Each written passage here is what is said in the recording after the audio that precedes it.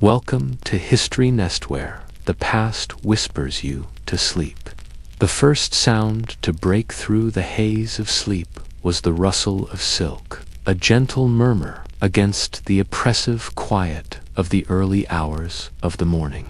The low, imperceptible murmur of UNIC soldiers positioned just outside the door came next. The constant murmur of their voices seemed to reverberate through the walls themselves. The sweet, smoky aroma of pricey incense and the overwhelming perfume of orange blossoms, wafting in from the palace gardens below, filled the tiny room with a dense, cloying air. The little girl awakening on a thin pallet, marrowless mild of imprisonment, even if the scent was supposed to represent luxury. This was the golden cage of the Hippodrome's faction complex in Constantinople, and her name was Theodora, and she was 6 years old. The huge city outside these walls was the bustling chaotic center of an empire in the year 500 AD, but in this tiny room, reserved for a bearer's family, the environment was characterized by silky murmurs and the green's constant vigilance. As soon as her eyes opened, a familiar, heavy, and chilly dread settled in her stomach. 3 days earlier, the worry had taken root, a stone of icy certainty that had been with her ever since. Akasis, her father, was no longer there. A fever that blazed through him with scary speed had snatched the strong man who smelt of hay and animals, who could soothe her angry bear with a steady hand and a whispered word.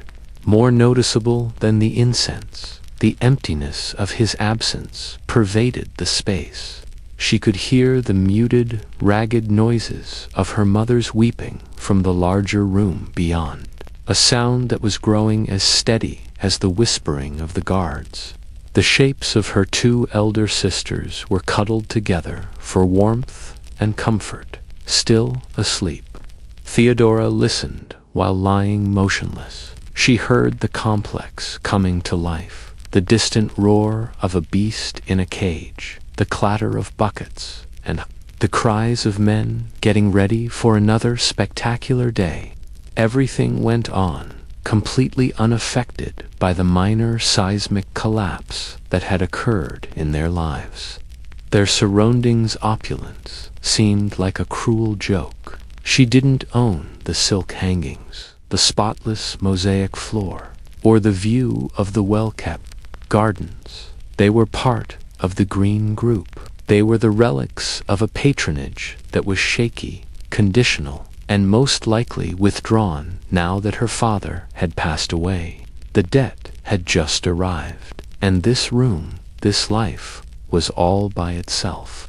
In addition to poverty, she was afraid of the streets and of being thrown from this opulent cage into the harsh, merciless world of the city, with her mother and sisters following behind, with nothing and no one to protect them.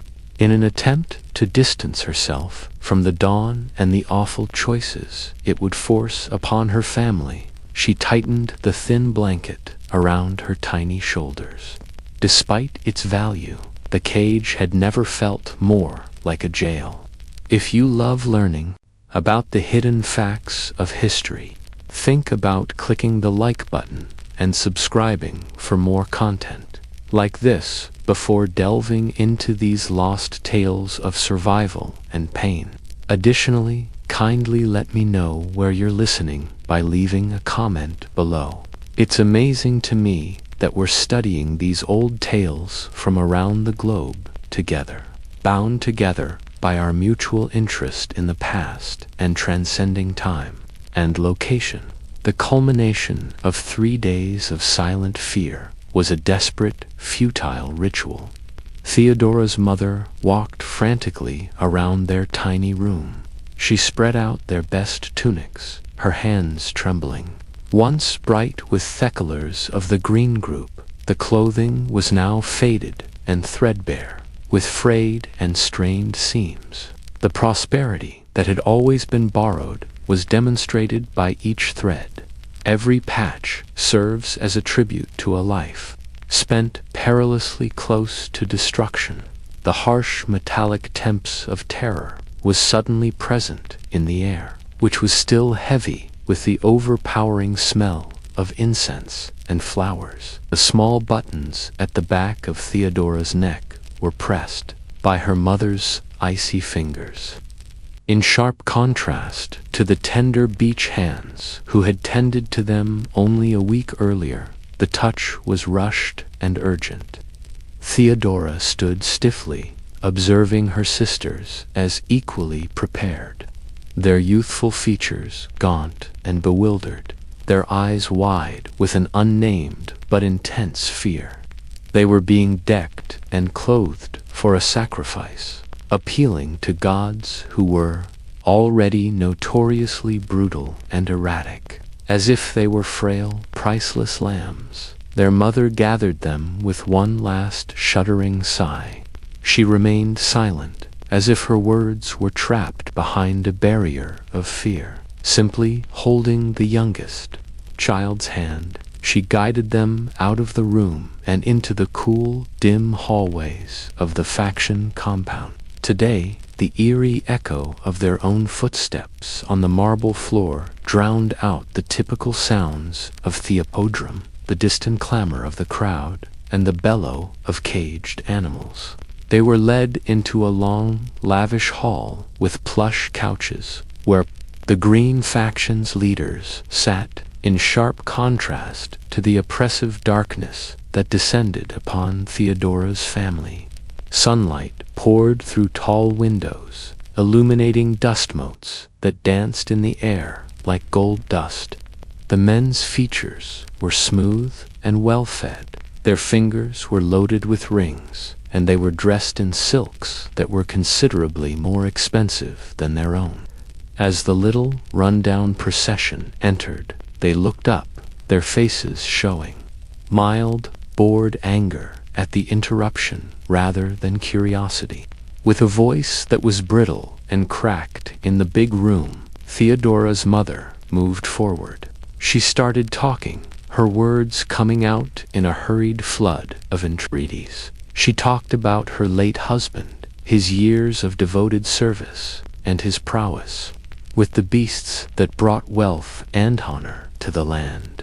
She pleaded not for charity, but for the right of someone else to replace him, for the small but necessary income that would prevent his children from going hungry. Her once powerful, melodious voice had become a tremulous murmur. Every word is a degrading act of self-deprecation. The men did not hear, but they did listen. Their expressions were unchangeable masks of apathy. As she spoke, one of them, a man with a neatly trimmed beard and cold eyes, looked at the nails on one hand. His eyes strayed over the children's heads as though they were just pillars in the room, while he swirled another glass of wine. When her mother's voice finally trailed off into a choking quiet, the cry for their lives was reduced to an annoying sound.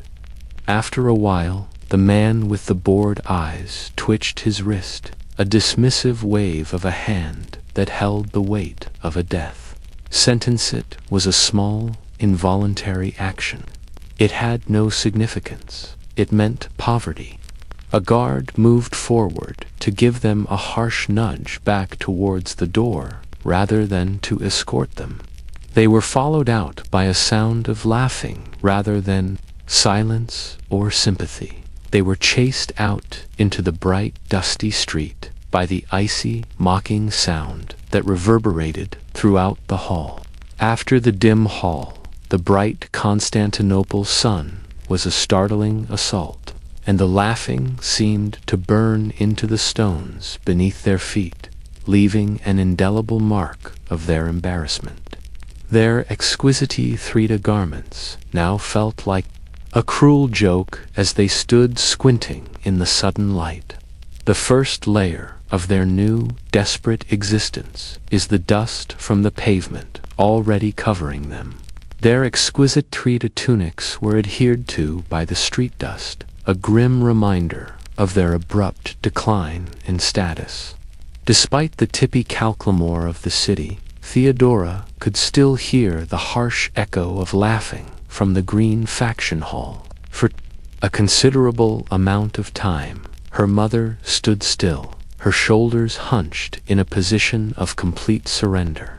The tears piercing her cheeks through the dust were lighted by the strong sun. Her face hardened with a fresh, desperate resolve, and her hollow, red-rimmed eyes swept the busy boulevard before focusing on the far-off, enormous complex that housed their rivals. Without a word, she seized Theodora's and her sister's hands, her hold now ferocious, and marched them towards the headquarters of the Blue faction.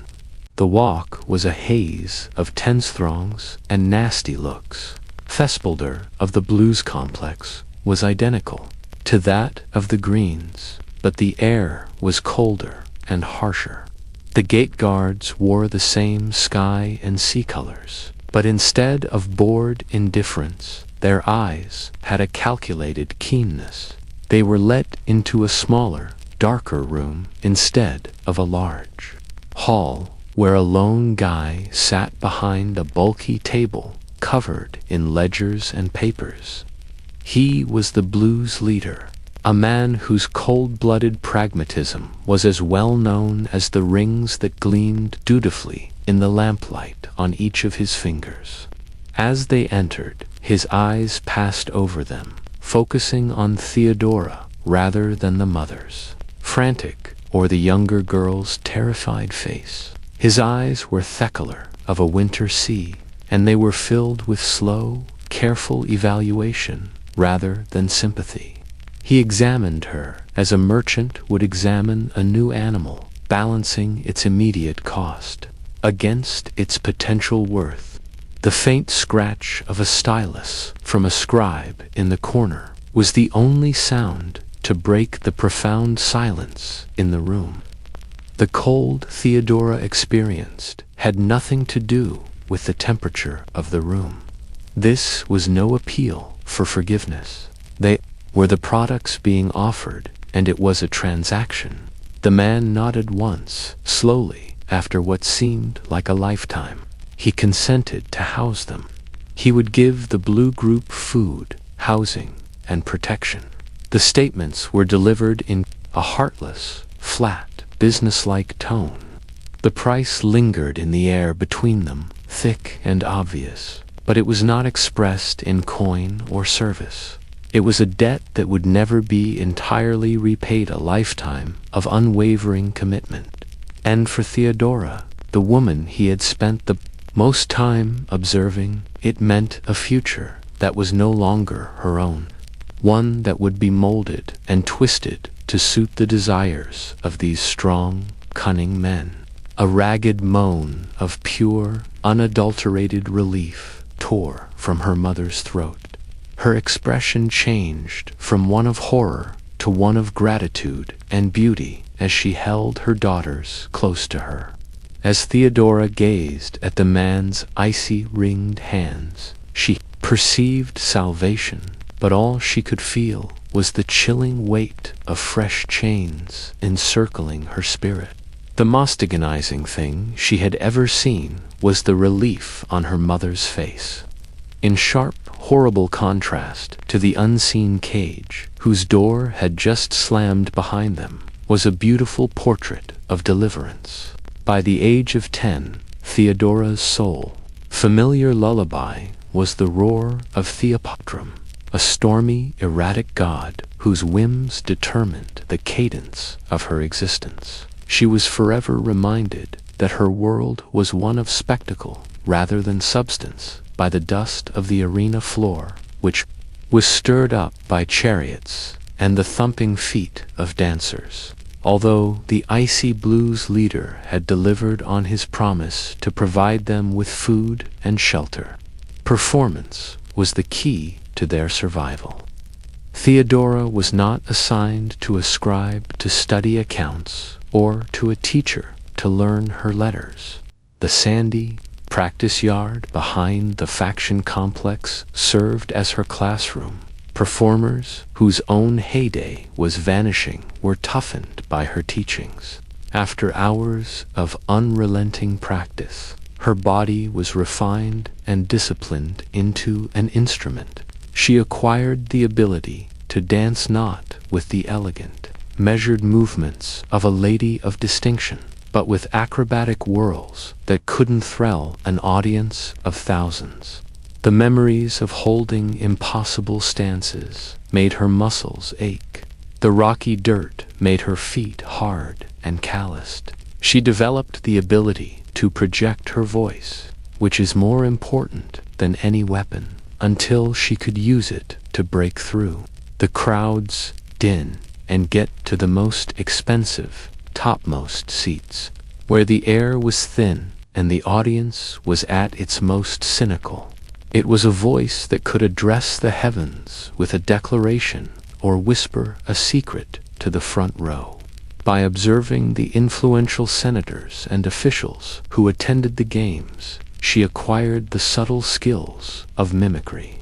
She mastered one's haughty stride, another's greasy, gratifying smile, and a third's fake, contemplative beard strokes in the safety of the practice yard. These were more than mere pranks. They served as mocking lectures on the anatomy of power. She discovered that a well-timed smile might captivate a customer or pacify a critic.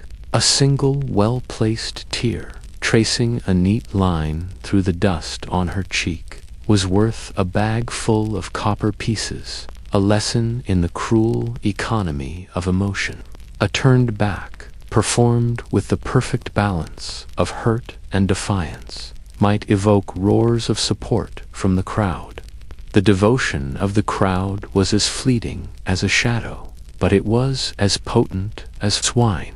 One day they would recite her name until it appeared to vibrate through Theopodrum's very stones. If her performance lacked its typical fervor, they might throw rotten fruit at her. The next time, she developed the ability to read their emotions like a sailor scans the sea, to predict when a joke would be accepted and when a tragic turn would cause everyone to gasp.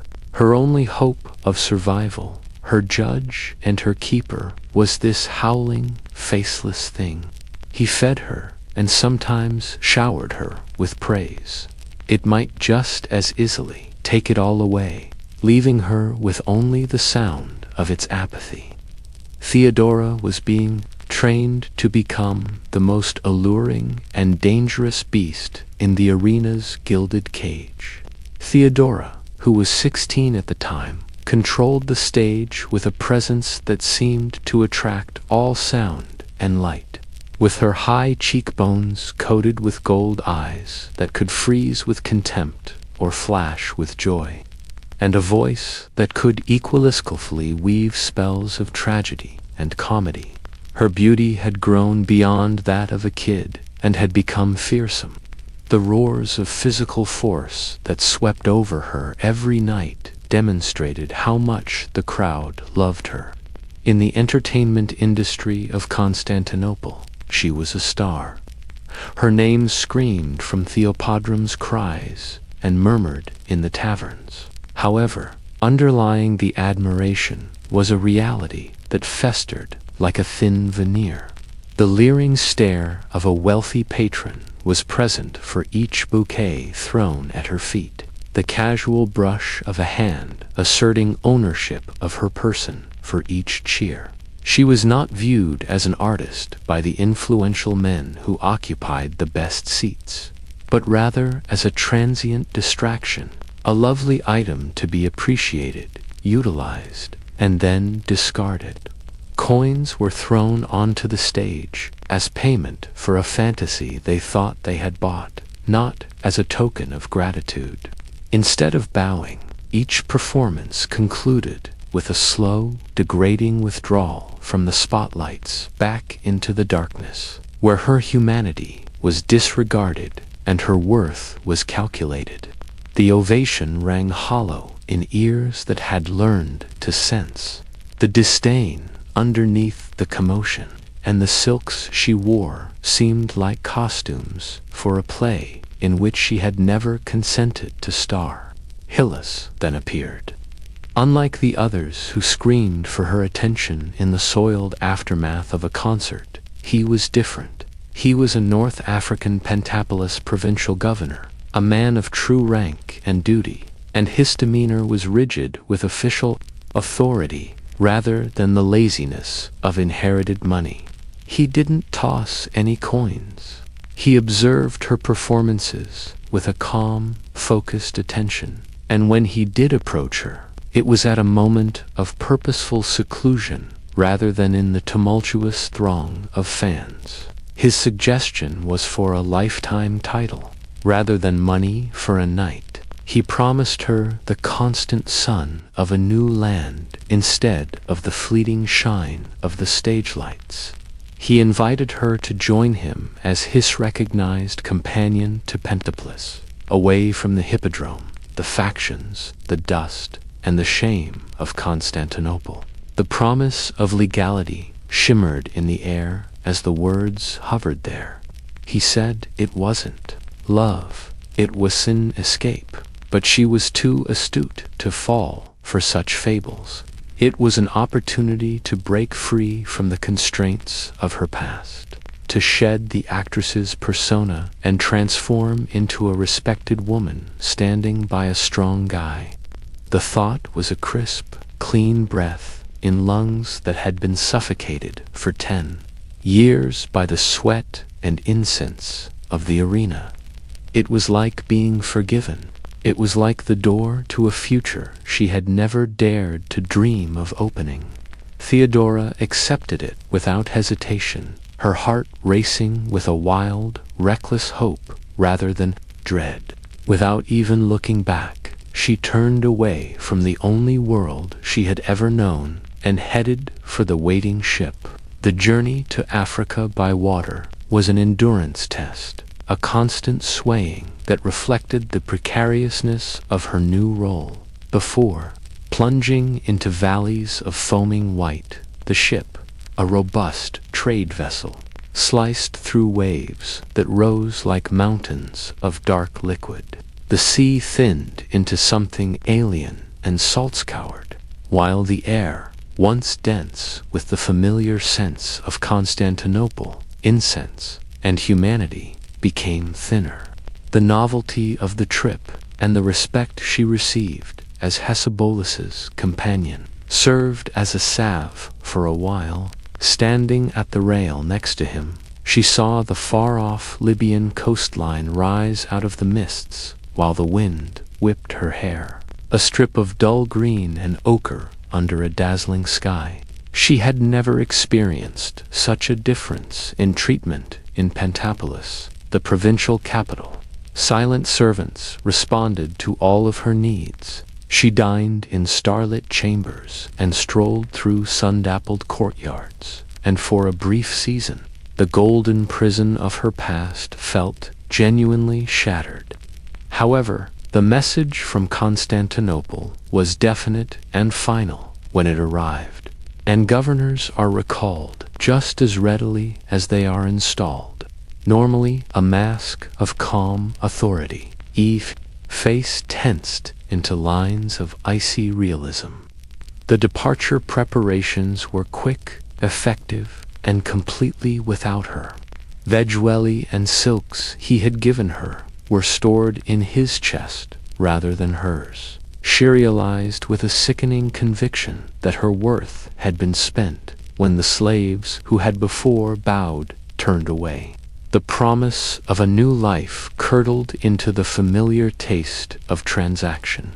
As one might throw away an empty wineskin, he abandoned her on the Alexandrian docks. Gull screeches, groaning ropes, and shouting stevedores filled the enormous harbor, with its sails starting to fill with a wind that smelt of home, his home.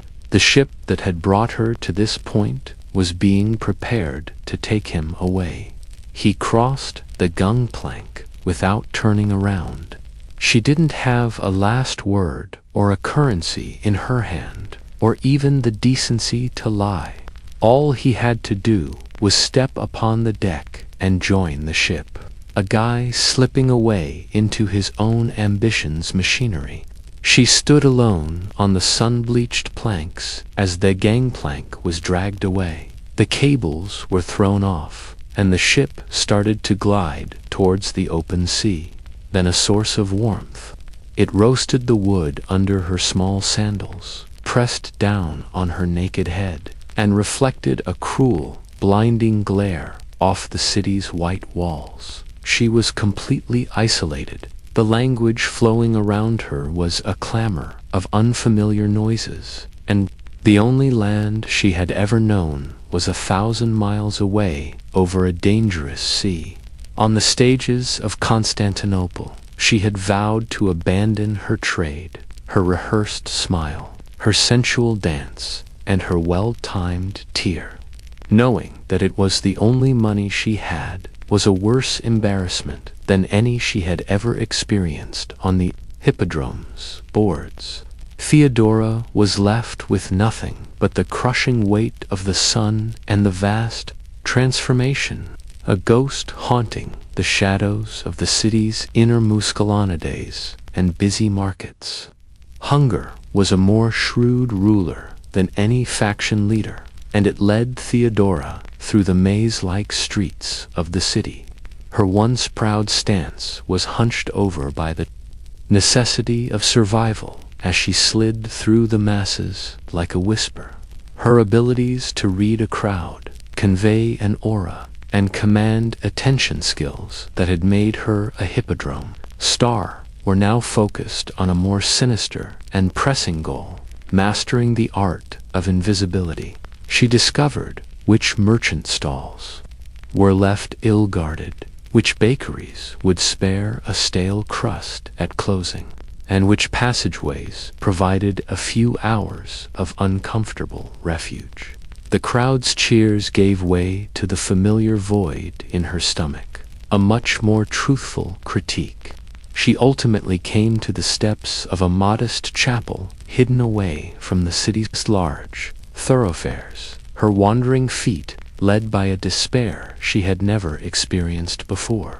It served as a haven for the Monopites, Christians who rejected the official orthodoxy of Constantinople and held to the belief of Christ's one divine essence. She entered, exhausted and hollowed out, lured not by religious devotion, but by the promise of shade and the aroma of almsgiving, the modest bread and inexpensive wine given to the poor. She accepted the given food with shaking hands and a lowered head nod in prayer, but in embarrassment. However, something unexpected occurred as she lingered in the cold, shadowy silence. The patriarch's words, delivered in a passionate, melodic Greek, started to pierce through her humiliation and hunger. They described a Christ who endured suffering, who was rejected and hated, and who knew the anguish of the abandoned, rather than a distant, judgmental God. They described a community united not by authority, but by common struggle and disobedience, and a faith that was persecuted in its own right. It struck a deep resonance chord inside her. It was a theology of the marginalized. Theodora found not only comfort, but also a platform for her anger in the dust of this alien chapel, amid the outcast's whispered prayers. Her conversion was a furious and deliberate realignment of her soul, rather than a peaceful awakening of the spirit. She reincarnated the stagecraft of her former life as a penitent, a devout convert, and a lady who was saved by God rather than by men, not as an actor, but as a writer, a messenger, and a discreet set of eyes and ears. She offered her services to the patriarchs of power and theology. She discovered how patriarchs controlled politics, how dogma influenced emperors, and how the state and church were one intertwined web of power rather than two distinct organizations. As she listened to the tactics that were whispered in the back chambers of the chapel, she mentally recorded every name, every complaint, and every goal. Slowly, a new, colder hunger took the place of the one in her stomach. A desire for security, influence, and a power that could never be left on a dock. A new aspiration that was immeasurably more difficult than the last one was being created within her in the crucible of Alexandria, tempered by the fires of faith and betrayal. The return trip to Constantinople was a different kind of pilgrimage. Instead of being a governorship, the ship that took her over the wind-dark sea was a modest merchant cog, its timbers creaking under the weight of oil and grain and one woman's unwavering determination. Theodora stood at the rail with her eyes focused on the horizon where the legendary city would grow, not as a friend of power, but as its pupil. The final traces of the actress, mistress, and abandoned woman were washed away by the salt spray, which felt like a baptism on her face. She was going back to a stage that she had painstakingly planned, not the life she had run from. It was 522 AD, and the woman who stepped off the ship onto the Golden Horn's well-known hectic ports was a very different person from the one who had left them. She didn't look for the blue faction's loud, gaudy fortress, or any location that might remind her of the girl from the hippodrome. Instead, she obtained a modest, plain home nestled in a maze of alleyways that ascended the hill towards the magnificent palace, using a few cash she had carefully saved from her employment with the patriarchs of Alexandria. Its one room was bare and unpainted. Its sole luxury is a glimpse of the palace's towering domes, a narrow view between taller buildings, and the imperial standard rustling in the wind. It was a well-considered decision. Her new costume was humility, which she wore with the dexterity of a professional actor. She set a daff and a spindle in the middle of that empty room. Theodora would sit by the little window and pick up the wool every morning as the city woke to the din of politics and business. The coarse fibers chafed her palms, serving as a continual reminder of her chosen path and a reminder of her daily penance. Her hands, which had previously been educated for the delicate application of cosmetics and the fluid gestures of dancing, had now learned the repetitive, abrasive rhythm of spinning. Hours would pass while she worked, her body bent in a stance of piety and industry, the spindle worry. She was a vision of admirable penitence to anyone who might glance in her direction, a royal worker, a passing priest, an inquisitive neighbor, woman who had abandoned a life of immorality in favor of one of modest morality. When she looked up from her job, however, her eyes were not those of a penitent in prayer. They were a strategist's eyes, and they saw everything. She kept track of the arrivals and departures of palace officials, committed the guards' schedules to memory, and saw which senators preferred particular routes. The spindle's steady, precise ticking while she waited was the sound of her patience. Like a spider at the edge of the vast web, she had positioned herself in the shadow of authority.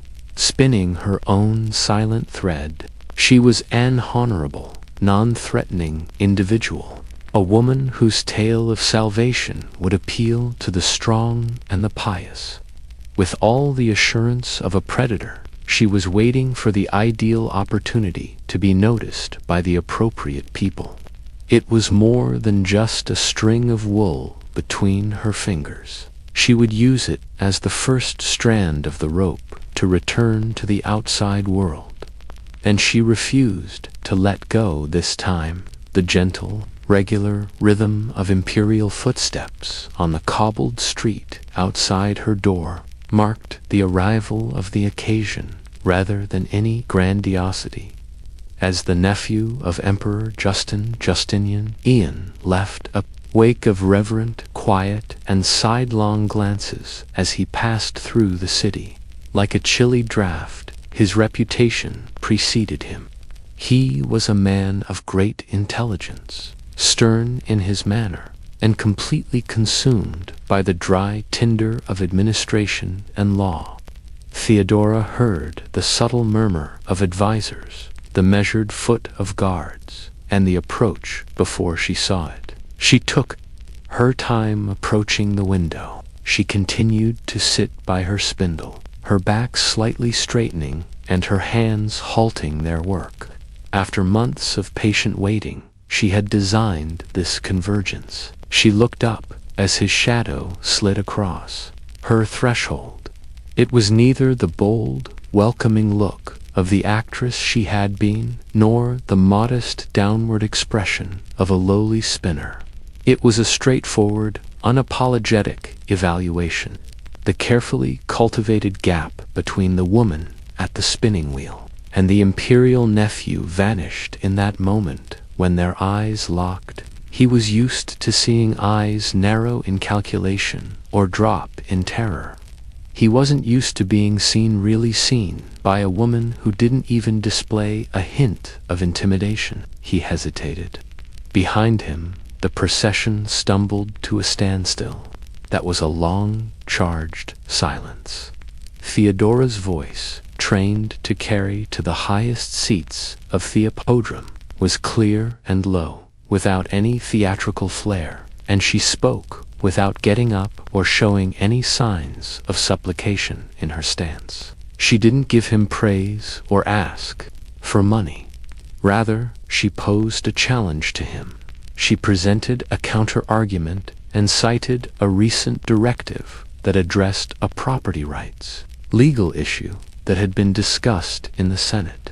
It was the reasoning of a pragmatic mind that recognized how laws actually affected the lives of those they regulated, not that of a scholar quoting ancient manuscripts. She discussed a more egalitarian interpretation, loopholes that would only help the already strong and unexpected effects.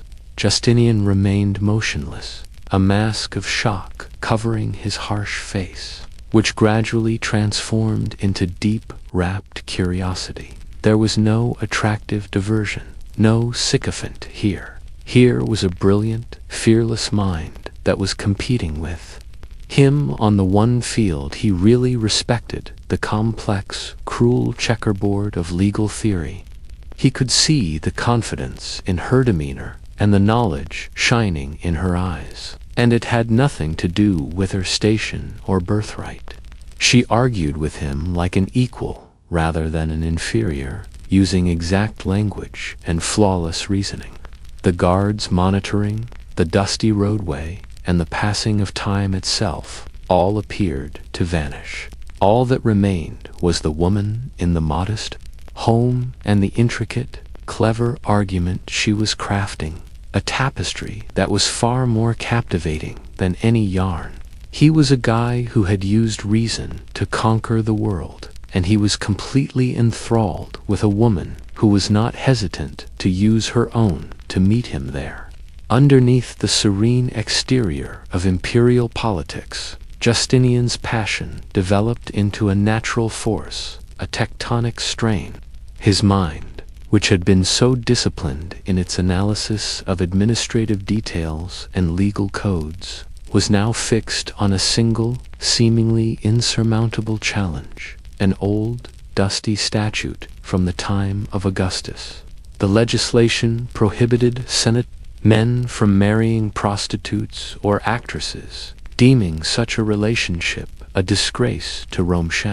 It was a relic, a fossilized piece of morality. For Constantinople's patricians, it served as a practical barrier, a means of maintaining social order and pure lineages. It was an absurdity to Justinian, separating him from the single lady whose spirit defied classification and whose intelligence matched his own. The Senate's old guard was confused and uneasy by his unrelenting surgical precision. As scribes and attorneys were put to work under his strict supervision, the huge palace's hallways hummed with a fresh, frantic energy. On marble tables, scrolls of law were unfolded. Their ancient Latin and Greek writings were examined for weakness rather than wisdom. Please note that Justinian's arguments lacked feeling. These legal demolitions were skillfully constructed to portray the old statute as an outlier and a contradiction to the larger body of Roman law, which supported the emperor's authority to control social order for the sake of the state. He presented it as a necessarum ad ursium, an act of imperial benevolence, and a practical change rather than as a personal preference. His mighty will was used against his uncle, the Emperor Justin, who was putty in the hands of his ambitious and ferociously determined nephew due to his elderly age and deteriorating health. Justinian made his argument in the private, incense-filled, and silent imperial halls. He talked about stability and the power that would result from an emperor and a common lady working together as a representation of a new, inclusive Rome. He talked about Theodora's religiosity, her changed personality, and her keen intellect qualities he had painstakingly outlined. Unweary and relying on his nephew's strong judgment, the aged emperor signed the decree with his hand, led by Justinians. The ancient law was not simply disregarded in 525 AD, it was destroyed. New legislation was announced all over the empire. It had no lofty, impersonal term, but its name reverberated with startling closeness in the basilicas and the forums. The Theodora legislation. It was an amazing feat of bold strength. It was neither a pardon nor a proposal. Rome's unadulterated legislative power was twisted and remade for a single woman, Theodora, who was observing from her modest home. The announcement was not merely permission to marry. It was the first time she had ever tasted real power intoxicatingly. Neither the transient celebrity of a performance nor the borrowed influence of a mistress, but the fundamentally transformative force of the law itself.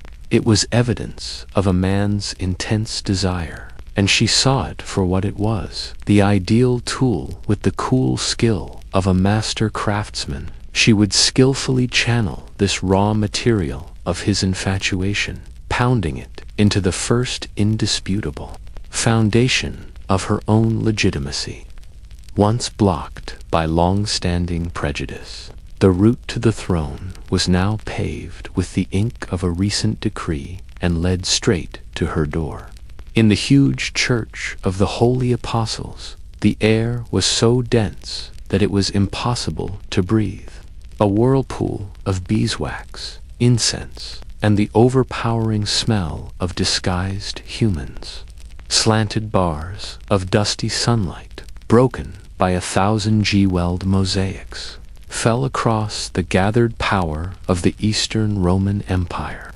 Senators stood stiff in their silken togas, their eyes bare in their disdain, their faces meticulously schooled into masks of slumber. 1,000 tiny needles pricked Theodora's bare arms and neck, each disdainful look like a physical blow. The burr-keeper's daughter, the hippodrome actress, who had pushed her way into their hallowed world with a law that made fun of their long-standing privileges, was what they saw instead of an empress.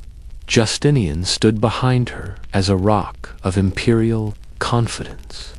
As the Patriarch of Constantinople lifted the hefty diadem covered in pearls, his face was a study of solemnity.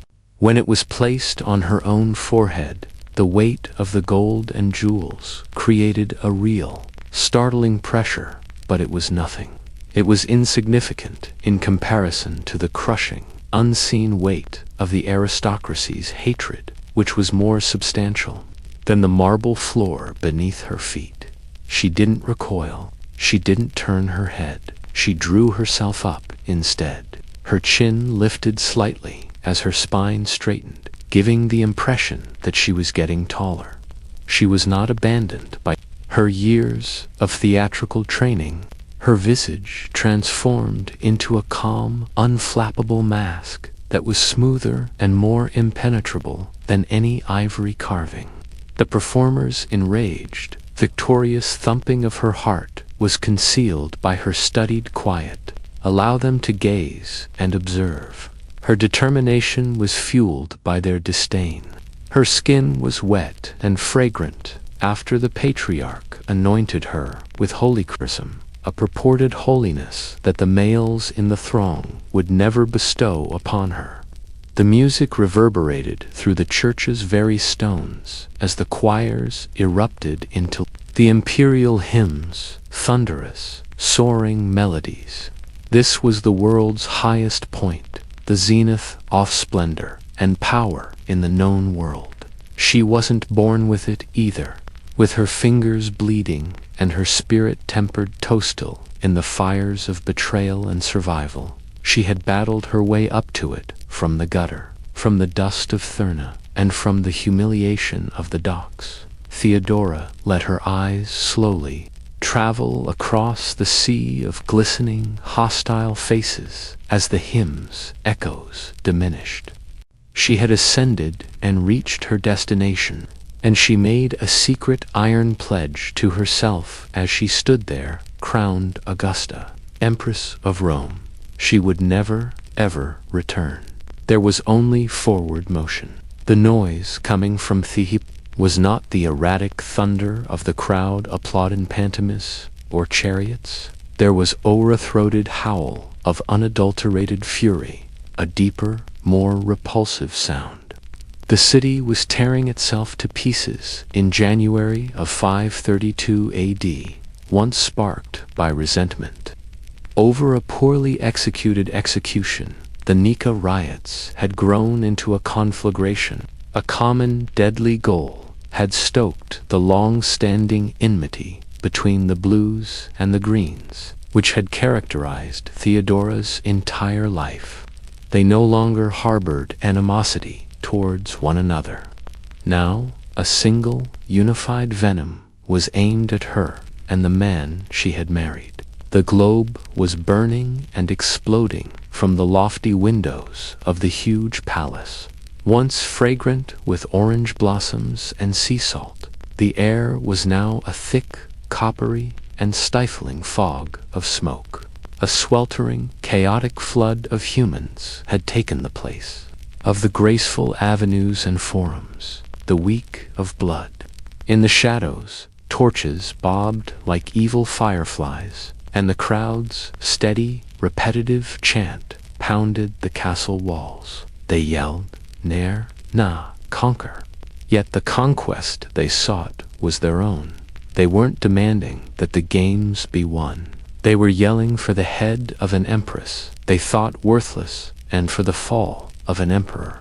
The palace itself was now an island under assault. There were bars on the massive bronze doors. The impact of stones and battering hammers causes the mosaics to tremble. The furious boots of terrified guards suddenly marred the immaculate marble. Flooring witchers typically walked by silent servants in slippers. The men who served as Justinian's advisors were pallid and perspiring. Their faces were typically masks of studied serenity. They thronged around him, their voices harsh. They all pleaded the same desperate song, their words a dissonant symphony of fear. "Take off. They persuaded him to go to the royal barges and the ships that were waiting to take them away from the certain death that was beating at the gates. Their panic was a disease that threatened to break the fundamental bonds of empire. Their logic was the logic of survival, extinguished by the united will of the bloodthirsty throng wailing for their blood just outside the trembling doors. The world they had created, the rules they had written, and the authority they had wielded were all on the verge of disintegrating into ash and blood-soaked debris. The room was filled with the advisors' desperate cries. The smoke-filled air seemed to be thickened by a discordant chorus of surrender. Amid them, Justinian stood with a pale face. His shoulders were bowed by the weight of the collapsing earth. With each collision against the royal gates, he seemed to be losing the will that had created an empire that had changed the laws for women. He turned to face the secret passageway leading to the ocean.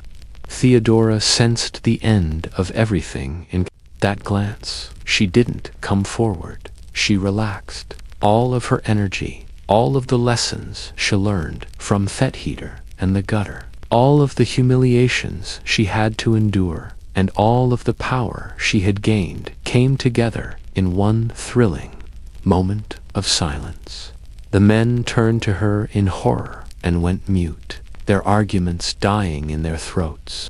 She was more than the woman they put up with. She represented a will they were unable to understand. When she did speak, it wasn't a yell. The same voice now, devoid of any pretense and sharpened to a razor's edge, had once enthralled Theopodrum. It was cool and clear as it sliced through the panic. Every word is like a hammer hitting an anvil.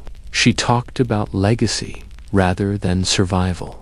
She mentioned the royal purple that they wore, not as an article of clothing, but as the most honorable shroud a king or queen could ever wear. Being a refugee and a ghost begging at foreign monarchs' courts, permanently marked by the throne they had lost, was what it meant to escape.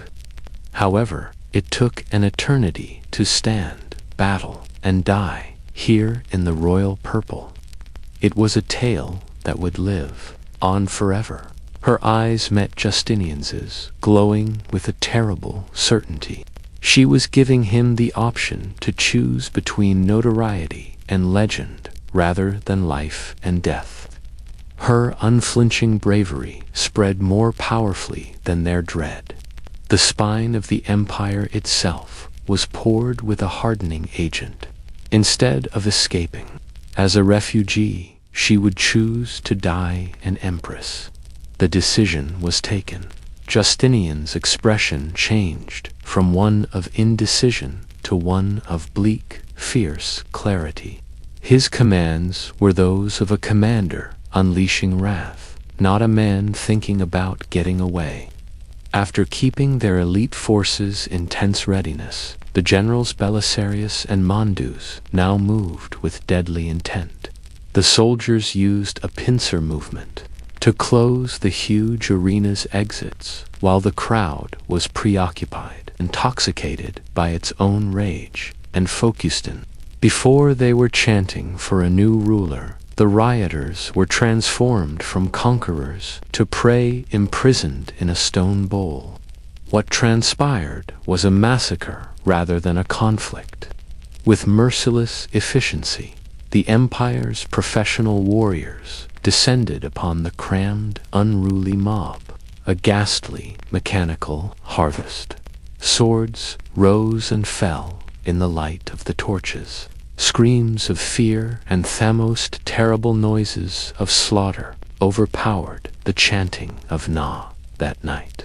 The sand of Theopodrum, the same location of Theodora's early years, drank deeply, its dust turning to mush beneath a torrent of blood. 30,000 were dead by sunrise. The last conceivable method was used to put an end to the uprising. The throne, which had shivered on the verge of destruction, was permanently maintained by terror rather than by compromise. Not only had Theodora preserved her throne, in blood and fire, she had forged it into something new. And after that day, nobody would ever question the Empress's steel.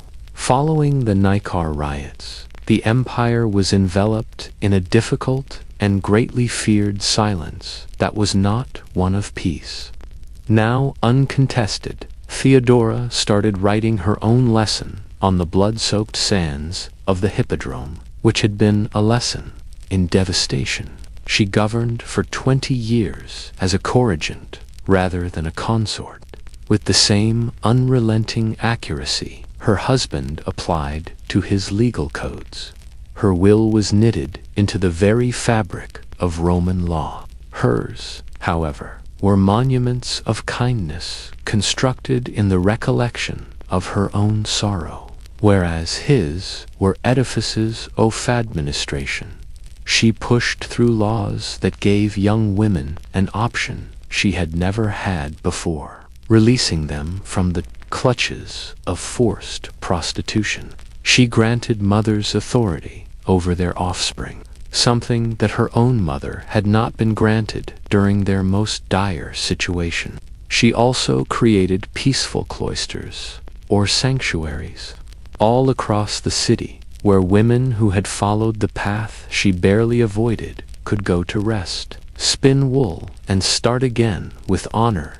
Every piece of legislation was a stone set over the grave of the girl she had been, a ghost laid to rest.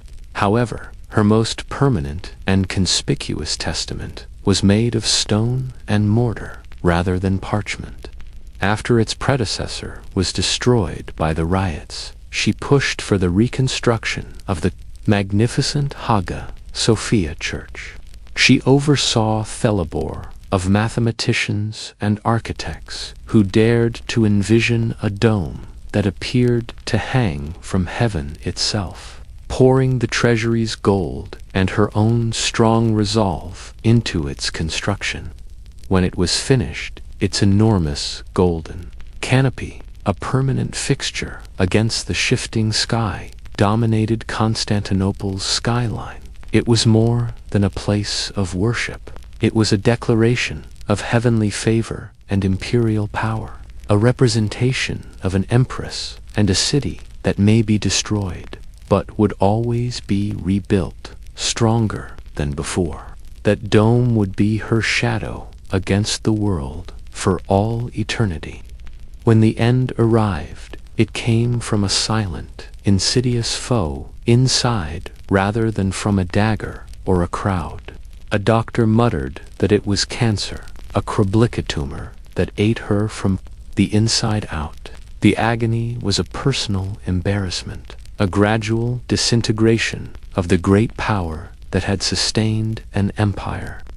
With the same defiance she had displayed with Theriators, she confronted it, even when her body weakened. Her substitute, Theodora, Thobykeeper's daughter, Theactress, and the Empress, passed away in the scented quiet of her imperial rooms in 548 AD, the most powerful lady the Roman world would ever know. She was buried in the Church of the Holy Apostles, wearing the purple she had refused to give up.